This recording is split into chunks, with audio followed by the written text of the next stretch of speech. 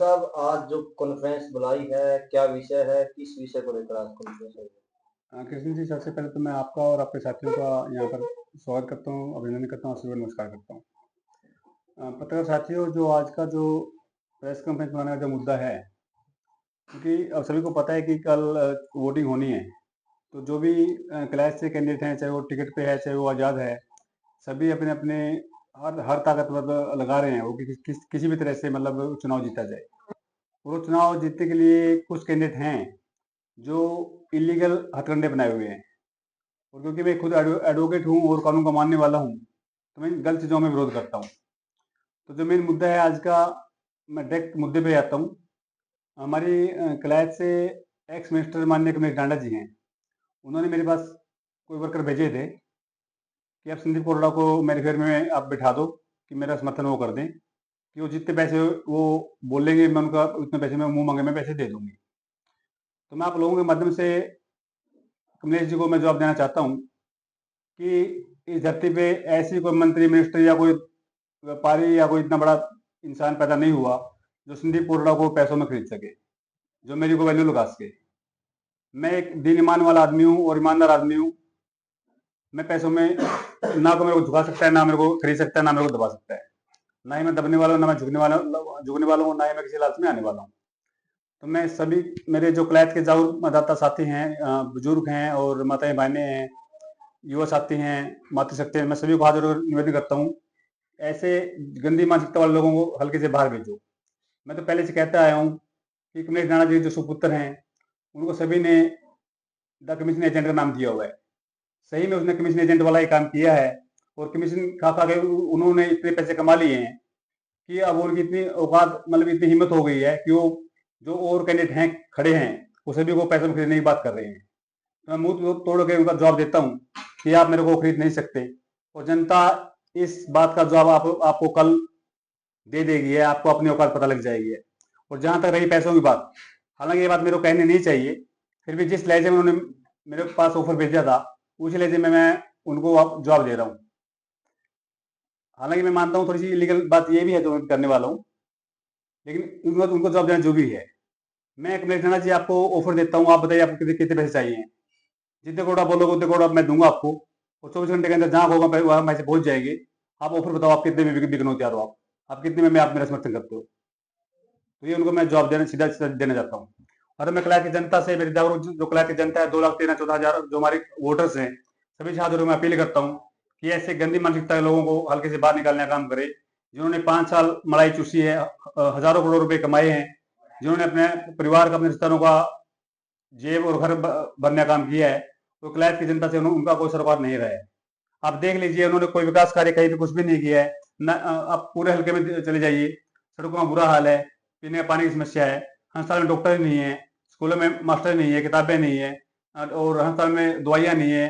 अब क्लैट की बात मैं ये मुद्दा पहले उठा चुका हूँ। क्लैट में भी, और हम डिस्ट्रिक्ट कैथल में बात करें, लगभग 125 के आसपास तो डॉक्टरों पद खाली हैं।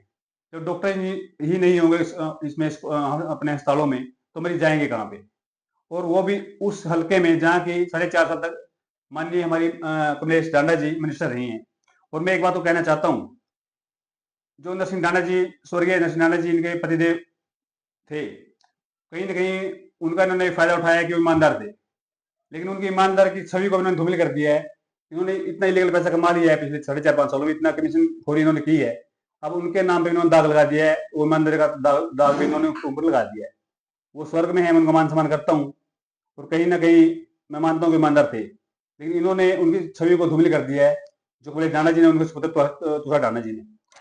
तो अभी मैं इसीलिए ये इसका जो ये एक इलेक्शन कमीशन की कोई साइट है या कोई ऐप है, उसे मैंने ऑनलाइन अभी उनकी कमेंट करनी है कि ऐसे ऐसे मेरे को लालच दे रहे हैं कि आप हमारे साथ में बैठ जाओ, पैसे ले लो।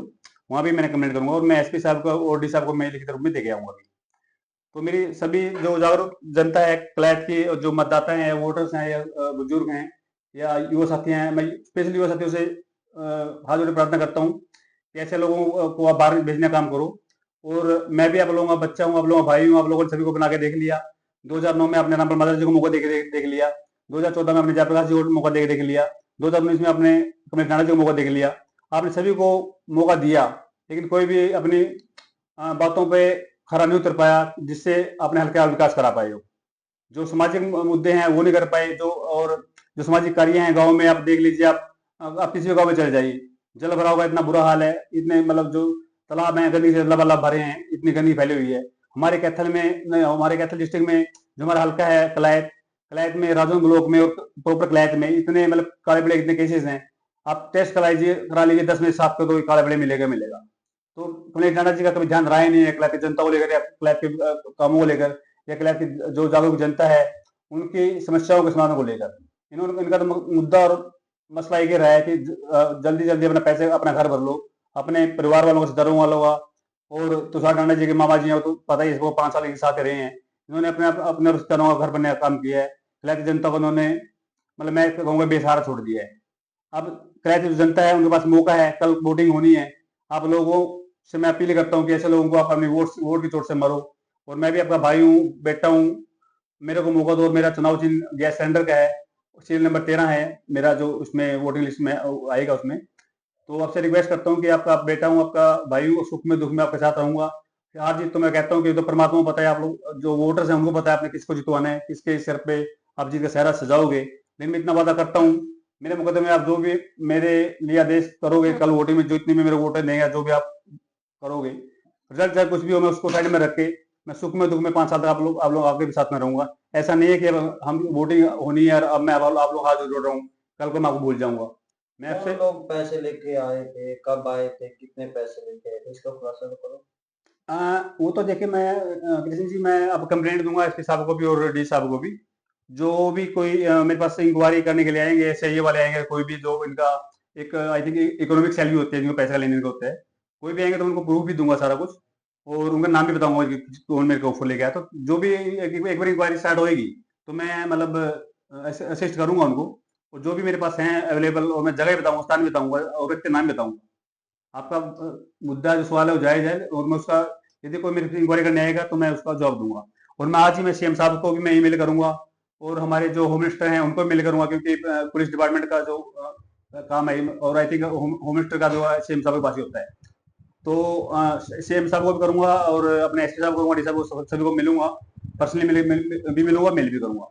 जो भी मेरे से मांगेंगे मैं उनको दूंगा, जो भी मांगेंगे मेरे को। और अगेन मैं आप लोग सभी से रिक्वेस्ट करता हूँ, जो मेरे इस आपके माध्यम से सुन रहे हैं, कि ऐसे जो भ्रष्ट लोग हैं, जो जिन्होंने कमीशन खोरी करके पैसे कमा लिए हैं, आप लोगों के खून पीछे नहीं वो कमाई है, आप लोगों का मेहनत कमाई, क्योंकि आप लोग टैक्स देते हो, आप कुछ भी खरीदते हो, चाहे पेन से लेकर घर का सामान तक, या खेती का सामान भी इन्होंने इतना टैक्स लगा दिया। इतनी भाई बीजेपी सरकार को मैं कहता हूँ, इतनी गंदी सरकार है ये, कि किसानों के जो दवाइयां हैं या ट्रैक्टर है, मशीनें हैं, आज तक टैक्स उस पर किसी ने लगाया।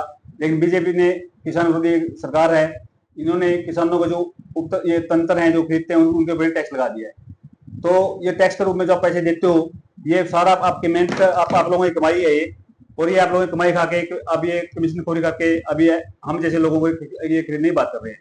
तो आप लोगों के पास मौका है, ऐसे लोगों को तमाचा मारो। और कल आपसे फिर रिक्वेस्ट कर रहा हूँ, ज्यादा से ज्यादा वोट आप गैस के सामने वाला बटन दबाएं, और 22 संजीव कोटा को, आपका अपने बेटे को, अपने भाई को आप कामयाब बनाओ। आप चुनाव में फाइट में हूँ, इतना मैं कहना चाहूंगा। और फाइट में अपने आप की मैं मान रहा हूँ रामपाल माजरा जी, क्योंकि रामपाल माजरा जी इनेलो पार्टी से हैं उम्मीदवार, और वो उनका अलायंस है अपना बीएसपी से। तो ऐसी बात नहीं, बीएसपी का भी वजूद है, अपना वजूद है। तो अब कुल मिलाकर उन्होंने समीकरण ठीक बन रहा है। और जहां तक बात करें हम जयप्रकाश जी की और कमलेश ढांडा जी की, जयप्रकाश जी और कमलेश ढांडा जी की लड़ाई तीसरे चौथे नंबर की है। पहले 2 नंबर का रामपाल माजरा जी मैं रहना है। और मैं आपको एक बात तो कहना चाहता हूँ, जैसे कृष्ण भाई जी से मैं अभी बात कर रहा था, आज का जो माहौल लग रहा है, कुछ टाइम पहले तक, आज से 10-15 दिन पहले ये था कि कांग्रेस की सरकार हरियाणा में आ रही है। लेकिन आज का जो समीकरण है उसे ऐसा लग रहा है कि बहुमत किसी भी सरकार का आने वाला नहीं है, ना ही बीजेपी का, ना ही कांग्रेस का। मेरे को ऐसा लग रहा है कि सरकार बनाने में जो अहम भूमिका होगी वो आजाद उम्मीदवार की होगी, जो आजाद उम्मीदवार जीतेंगे अपने पूरे हरियाणा से। और ये रिपोर्ट रहा है हरियाणा का, मतलब 5-7-8 मतलब इतनी संख्या में हर बार आजाद पूरे 90 में से बनते हैं। और हमारे कैथल में से अब की बार 2 कैंडिडेट आजाद बनेंगे, 4 में से, एक कुंडली से, एक क्लैश से। और क्लैश से आजाद उम्मीदवार जो बनेंगे आपके सामने बैठा है, आपका बेटा, आपका भाई। और मेरे, क्योंकि मैं पूरे 6 गांव में पिछले 2-3 महीनों से तो मैं दिन रात एक वैसे तो मैं 1.5 साल से लगा हूँ, लेकिन पिछले 2-3 महीनों से मैं सो को भी देखा। आप लोगों देख रहे हो मेरी आंखें कितनी मतलब लाली नींद अभी भी है, लेकिन मैं दिन रात मेहनत करने वाला इंसान हूँ। लोगों में बीच में रहता हूँ, सुख में दुख में रहता हूँ, लोगों में काम करवाता हूँ, चाहे वो एसडीएम का हो, तहसीलदार का हो, एसपी का हो, पटवारी का हो, कानूनगो का हो, किसी भी लेवल का काम हो, चाहे राजनेता का हो, मैं पब्लिक का काम कराता हूँ। और जहां भी जाता हूँ लोगों से इतना प्यार, इतना प्रेम, इतना साथ, इतना सहयोग मिल रहा है कि मैं अपने आप को बहुत भाग्यशाली मानता हूँ कि लोग मेरे को इतना आशीर्वाद, मेरे को प्यार दे रहे हैं। इसलिए इसी आशीर्वाद और प्यार के कारण मैं कह रहा हूँ इस बार मैं चुनाव जीतने जा रहा हूँ।